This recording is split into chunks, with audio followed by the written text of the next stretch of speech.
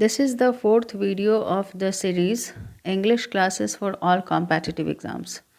हर video में ये मैं आपको बता रही हूँ कि however in thumbnail I have mentioned that English classes for all competitive exams, but in fact it is useful for all.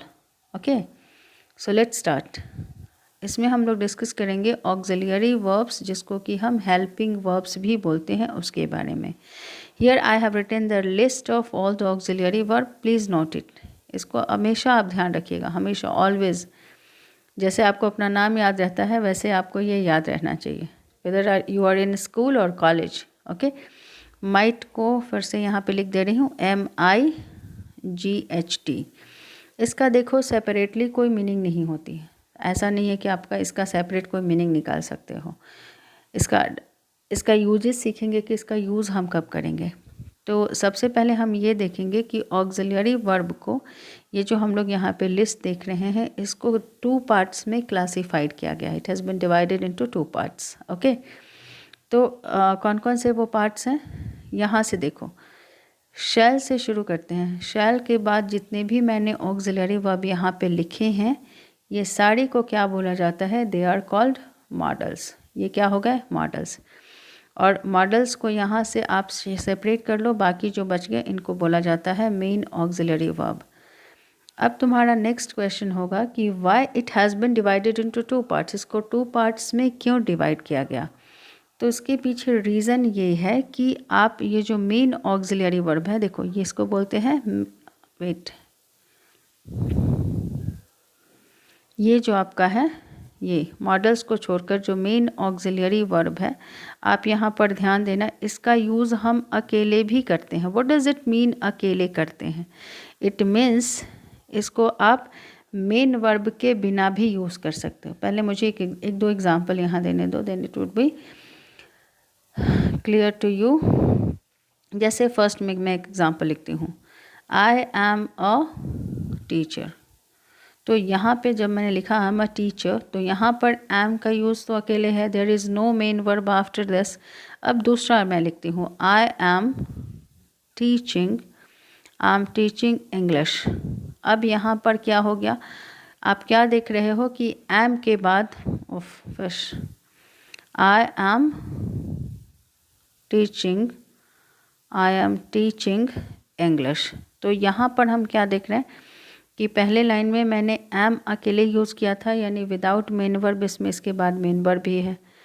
तो वैसे ऑक्सिलियरी वर्ब को, जिसको आप मेन वर्ब के बिना अकेले भी यूज़ कर सकते हो, they are called main auxiliary verbs, जो कि कहाँ तक है, डिड तक है.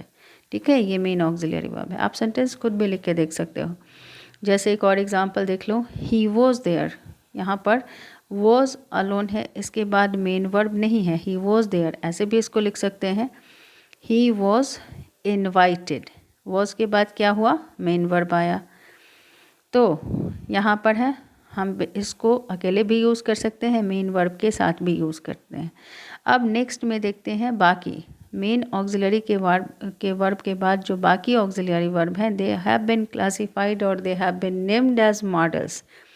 What is the reason for that. उनको मॉडल्स नाम क्यों दिया गया, क्योंकि इनके साथ क्या है कि इसको जब भी तुम यूज़ करोगे, इसके बाद तुमको मेन वर्ब यूज़ करना ही करना है, श्योर एंड सर्टेन. ओके, कभी कोई भी ऐसा सिचुएशन नहीं है, कोई एक्सेप्शन नहीं है जहाँ पर आप मॉडल्स को अकेले यूज़ कर सकते हो. कभी आपने लिखा है I can a doctor, no. इसके बाद आपको लिखना होता है I can be a doctor. Can be a doctor grammatically मतलब I can be, may be, he will be a doctor, यानी बी भी क्या है, आपका मेन वर्ब है. यहाँ पर इसका मीनिंग होगा होना या बनना. तो modals are always followed by main verb. और एक चीज़ और याद रखना, एडिटिंग का ये क्वेश्चन होता है, कॉम्पिटिटिव एग्ज़ाम्स में भी आते हैं ये क्वेश्चंस.